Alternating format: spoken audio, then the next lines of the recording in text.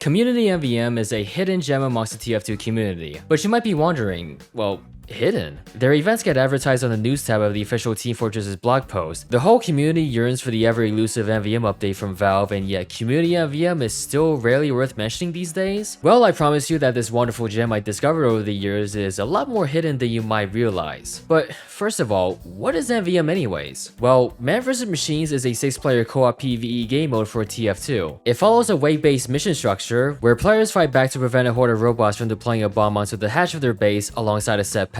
These robots can range between commons to mini giants to the actual giant-sized robots of the 9 TF2 classes, and some of these giants can become chiefs or bosses that boast the highest amount of health in the game, as well as high damage output. Many missions can feature tanks as well, which don't necessarily have cannons to shoot with, but basically serve as ticking time bombs that need to be shot down quick before they too can deploy onto the hatch. On some MvM maps, there can also be gate bots, the guys with the yellow blinking lights on their heads, that are able to capture the gates of the map to try and bring the robot spawn location more and more closer to Red's hatch. The difficulty is also varied as well, split between normal, intermediate, advanced, and expert, with normal obviously being the easiest and expert being the hardest out of all 4 labels. There is also nightmare difficulty as well, but it's mostly Halloween flavored text, and in reality the label plays similar to advanced. The 2 types of missions include invasion, typically featuring around 5 to 7 waves that are short and to the point, and endurance, where there's fewer than 4 waves, perhaps even 1 single wave, but are packed with many more robots to shoot, and the waves lasting much longer. For some missions, a timer is added onto the bomb, so after a long while the bomb can reset and can allow players to move up their defenses towards the front of the map. With all this in mind, you can basically think of waves as checkpoints, where you have time to take a break or, whenever you fail a mission, reset to that specific point of the experience. Each of the 9 classes has their defined roles in Man vs. Machines, although in practice there tends to be a lot of overlap between them. But just to highlight, Scout and Medic are highly valued for their supportive capabilities, Soldier and Pyro are excellent at crowd clearing commons and taking down tanks, Demoman and Sniper can easily dispatch medic bots, especially those like an Supercharged for invincibility. The Heavy and Spy are both exceptional at dealing damage to high threats like giants, and the Engineer provides an anchor for the team with their sentry gun, dispenser, and teleporter. Throughout the experience, players are able to earn money or credits in-game by killing said robots and collecting the credits they drop, and these credits are used to purchase upgrades in between the waves to become stronger over time. These can include stuff like boosting your overall DPS, being more resistant to various damage types, as well as increasing the recharge rate of your utility items. There are also class-specific upgrades as well, stuff like Rocket Specialist for Soldier where you can halt a robot's movement for a bit, Heavy gets to destroy projectiles just by shooting at them, the Medic can get a projectile shield to protect his allies while also dealing damage at the same time, and the Sniper can have explosive headshot to deal AoE damage to nearby targets. These are the highlights of the class-specific upgrades, and while it isn't really an entirely expensive list, the low barrier to entry is actually intentional. It's important to know that this is all for a game mode made back in 2012, only receiving one final update to the system a year after before Valve decided to move on from MvM. At least, well,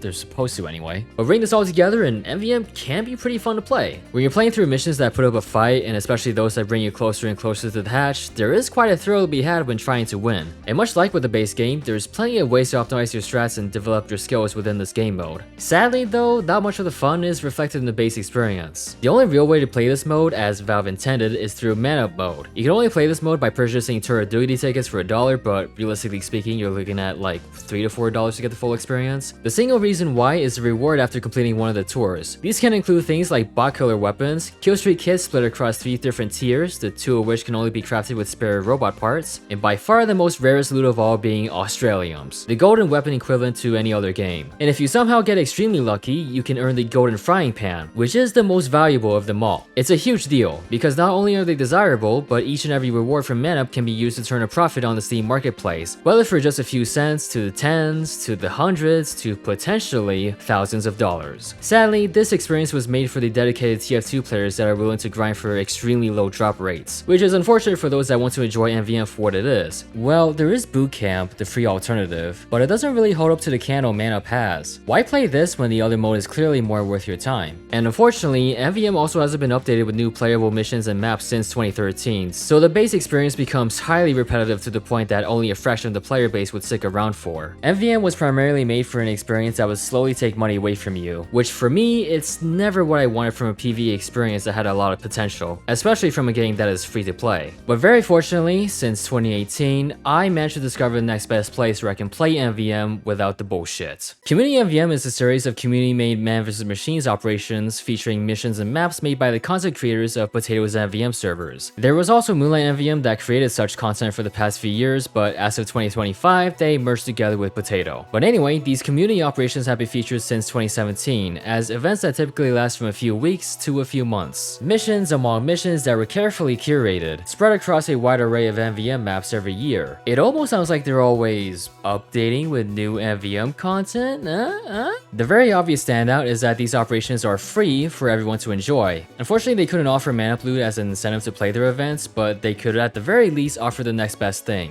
medals. These days, they usually have 1 to 3 medals that'll be rewarded for playing a set amount of missions during the event's duration. And these events since 2019 open up a donation drive to support charities that help those in need. So there are other medals that can only be earned by donating a specific amount to the charity. I will say the distribution lately has gone slower and slower over the years, but even still, medals are a good way to try and entice TF2 players into playing community MvM. That's how I've gotten into it back in 2018, and I've been playing their events ever since then. But beyond the medals lies a truly magnificent world. You get to experience MvM on various maps that aren't just its 7 originals from Valve. There's some maps that take place in the snow, the forest, the Badlands, or in the city. But you do also get some community maps that are far out there, from the Halloween themed maps to going to outer space into just straight uncanniness. There's also a nice variety with the layouts as well, ranging from the wide open and short maps to the long and windy maps that have a lot more cover to go around. And there are plenty of other maps that can use gates in various ways, whether that be to open up a new shortcut of the map or to open and close these stages of the map, depending on how the missions featured utilize them. One big positive I'll say with these community missions is the pacing, and it's been done so much better here. The experience of MvM is quite comparable to a horde shooter, but the pacing of said experience is controlled by whatever mission you're currently playing. Valve's official missions are known for having bad pacing, where the bots don't spawn too frequently and are made to be way too forgiving for those that hold near the hatch. And as a consequence, their missions never feel good to play if you're just constantly front holding the entire way through. In community MvM, a lot of the padding has been cut down, and the pacing is much faster, yet still remaining balanced as to not snowball too hard should you ever get pushed to the hatch. And even when you are front holding the mission, the robots spawn at a much higher frequency, so the ball always keeps rolling, and it never feels like you're wasting time getting through them. Then there's the small balance tweaks that they made to MvM. It's mostly quality of life features, but it's stuff like allowing the eternal reward to work properly in the game mode now. Health on kill on melees can actually overheal you to 150% of your health, which used to be a thing before, 2 cities? I can't remember. And then for the Dragon Fury lovers out there, the pyros can no longer detect and air blast your projectiles. How awesome is that? And then there's some other tweaks that are slightly controversial. For the longest time since 2019, the Gas Password Explode and Ignite upgrade used to be banned for being overpowered, but just last year it got unbanned and was rebalanced to where it does less damage and recharges slower. And then the Pyro's Air Blast and a bunch of other knockback weapons had their effects reverted pre-Jungle Inferno, so you can't just really push giants around anymore. Not to say that Pyro has become worthless with these new changes, as he's still a very effective close-range damage dealer, but it's just done for the sake of balance and to prevent cheesing, which is pretty important for preserving the intended experience of MvM. And then there's the community missions, which has become incredibly substantial over the years. These missions are made for the intermediate, advanced, and expert label, so they could satisfy a large portion of the audience being catered to. There's unfortunately not any normal missions that are featured with their events, but most would typically regard that label as a tutorial. And relatively speaking, the intermediates are just as easy to tackle with a 6-man team. Besides that, the experience you'll get here is either between vanilla missions that don't try too much to stand out, to those that go above and beyond. And I have so much to gush over the things they did to evolve MvM over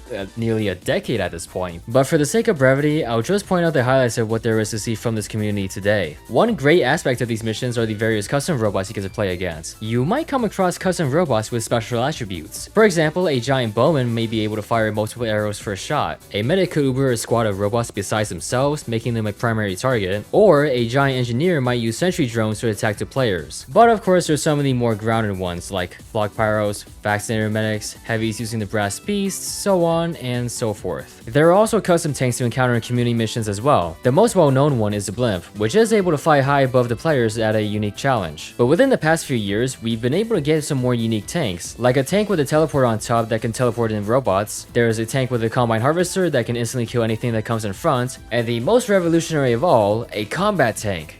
Yeah, the tank can actually shoot people now. It can use miniguns, rocket pods, railguns, fury cannons, and all these weapons can be mixed and matched on occasion. These are all a nice way to add variety to experience that isn't just the same robots and tanks over and over again. And you do occasionally run into missions that want to take risks and create subways that visually stand out. A sentry buster swarm perhaps, or a towering pillar of giant robots dropping down one after another. There is quite an endless amount of things to encounter with community MvM, thanks to the implementation of modding tools like RefMod and vscripts being the mainstays within the space. And it's further thanks to these tools that we get more than additional enemy types. For instance, some missions will give certain weapons rebalances, the likes of which can include allowing the ambassador to explosive headshot, the Hulong heater can now shoot flares instead of bullets, and other simple things like removing the slow reload on a shortstop. But over the years, it's been mostly superseded with custom weapons, and custom upgrades available for players to mess around with. Overclocks are one of the more prominent examples of such upgrades, where they significantly alter existing weapons, usually for the price of 0, and sometimes a few penalties. So for example, the rocket launcher can get an extra damage boost in exchange for giving the rocket's gravity and only one can be loaded at a time. The babyface's blaster speed boost can no longer be lost on hit for the cost of not being able to double jump, and the classic can now headshot robots with uncharged shots while hip firing, at the cost of lower explosive headshot damage. These upgrades unfortunately aren't applicable across all missions within an operation, but it is understandable considering that some mission makers want to create for the base vanilla experience in mind. But not only can all these things enhance the experience for the players, but they are extremely useful for creating a completely modded experience within the MvM framework. And over the years, they've introduced brand new mission types like reverse MvM, where players become the bots and try to deploy a bomb onto the hatch across multiple waves. Zombie survival missions with permadeath, where you have to hold out until the wave or mission ends. And my personal favorite, all class missions, where everybody plays as one single class and has access to a plethora of custom weapons and upgrades, sometimes bordering towards meme tier. With some particular missions, they can go out of their way to add visual flair. These can range from simple things like printing text via the chat box, to adding some color correction and changing the skybox in real time. And such cases can complement the theme a mission is trying to go for. The same applies towards adding props for decoration, changing certain projectile models, or perhaps changing the robot's model to be something else entirely. One such area of community MvM that abuses this quite a lot are the memes versus machines operations. These operations hosted what are called meme missions every April Fools, mostly anyways, and mainly provide the players with entertaining and wacky experiences. And a fair majority of them translated internet memes over into MvM as gameplay sequences or cutscenes, which yeah, they should know that community missions are capable of doing camera-locked cutscenes. But even with the standard operations, there's bound to be a mission with something slipped in that's funny. Some of the obvious standouts here include a skeleton riding around in a motorcycle while constantly playing the Bat to the Bone riff, a name tag and a kill feed that can pop up as an Easter egg, as well as certain missions where the robots you fight are just variations of one specific class with messed up animations. The fact that these things can be allowed to be a part of a serious experience goes to show how much love and care they put into the work they make. They're community events, so you're bound to appreciate the charm coming from the weird things that show up every so often. Then another one of my favorite aspects about community MvM is the use of music during the gameplay. A vast majority of the missions can use music outside of Team Fortress 2. Half-Life 2's music tend to be used the most, simply because it's part of the base game so you don't have to download the assets, and it does its job well enough. But besides that, plenty of the music choices come from different games, both mainstream and niche, and they're often used in the finales of these missions. Surprisingly, within the past half-decade, there were actually a few composers that made some songs for the community, and by few, I mean like 1 or 2 people at the time they've been officially featured. The first composer I'll highlight is Non the Ninja, who composed a few tracks for Rewired Rampage, featured in their Sounds of Encounter album. The operation came out with a trailer at the time of the event, and this first track called Digital Divination was used for the entirety of it.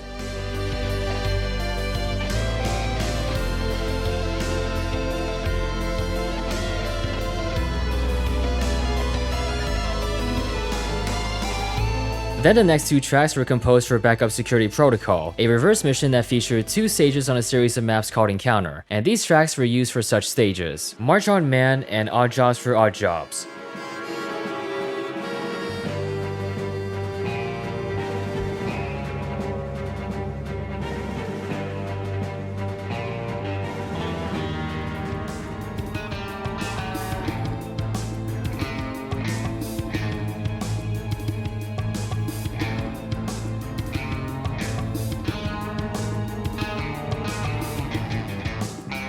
There was going to be a third piece of music that would play for this mission, but unfortunately, the third stage was cut out of the mission due to time constraints, so unfortunately the track would never see the light of day. However, this track would later be repurposed for Echoes of a Warzone, a very famous expert endurance mission from Ghoulish Gambit, featuring a timer that can only be extended by killing tanks and specific robots in the mission.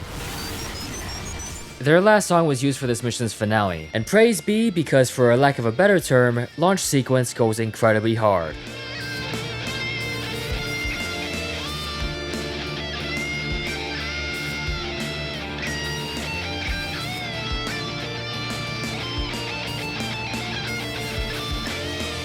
Then the other composer I'll highlight is Snurper Bob, who had the tracks featured since Galvanized Gauntlet in 2023. This first track was used for the finale of Waters of a Robot Regime, an expert mission featuring one of the most famous bosses of Community MvM, and Supercharged V2 gives the finale of that mission the oomph it rightfully deserves.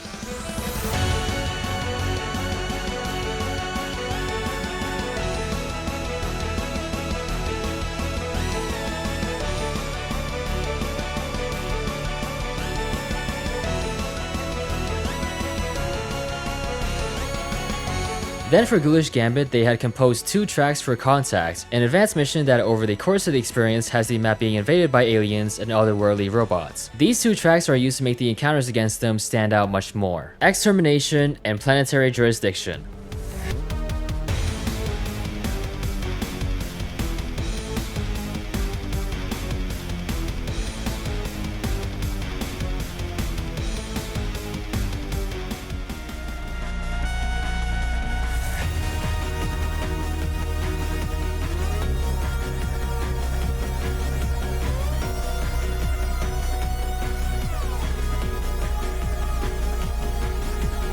And then we arrive at Bolted Barbecue in 2025, and not only have they composed music for it, but they had went above and beyond. They had designed a custom mission for the event called Impasse, and it features 7 tracks that play across the entire experience. But for the sake of time, I'll be sharing 2 of my favorite tracks from this mission: Added Impasse and Expectations.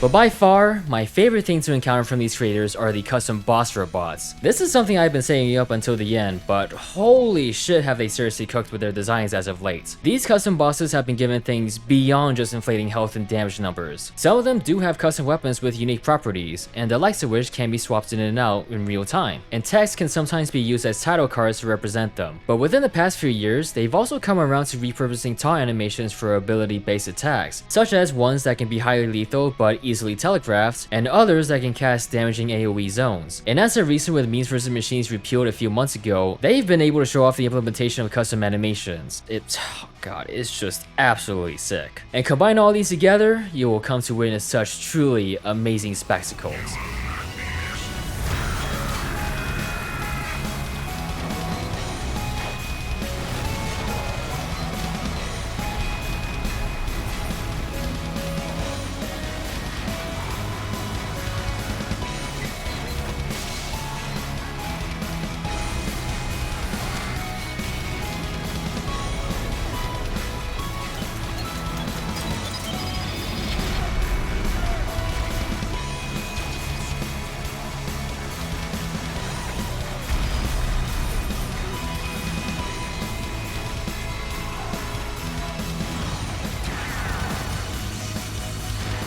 So you might have been looking at all this and are now wondering, how do I play Community MvM today? Well, I have some news for you. At the time of recording though, nothing's happening right now, but there's going to be an event sometime later this year. And whenever they do, their events typically get posted in the news tab of Steam or in the official TF2 website. Outside of event scheduling, there's the archive servers that host all of their previous operations, but unfortunately you can't earn the medals this way because they're event exclusive. Either way, you'd go to their website, potato.tf, click into their servers tabs, and you'll be shown a full list of servers to browse. Then whichever server you want to pick, you can choose the button on the right side to connect connect to that server. There's also matchmaking, which you can create a party with your friends and automatically join servers that way. In-game, there's a vote system to allow you to change the map and the mission you want to play. And to track your progress over an operation, you have to sign in with your Steam account. And from there, you can check your progress on how many missions you'll need to earn the medal for that operation, or for completionist's sake. If you want my personal recommendations on what to play in the archives, generally speaking, the newer operations are more up to today's standards, so you have a decent time there. Obviously, the farther you go back to the operations, the more likely you are to come across design flaws, so be careful with the mission that you pick. I haven't played much of Moonlight's operations unfortunately, but they're all mainly vanilla based, so they're generally more palatable to newcomers. Just try to avoid their harder stuff if you're new, because sometimes you might come across a mission that tries a little too much for their label, although Potato isn't exactly an exception from this either. Besides all that, you can also join Potato's Discord, which is the best way to keep up to date with any upcoming announcements, and to look for players that want to play the events or archives. Anyway, I hope you enjoyed the video, and maybe consider trying community MvM one day, because this space absolutely deserves a much wider audience within the niche that these creators create for, unlike what a certain company thinks would be better off being monetized into a gambling sim.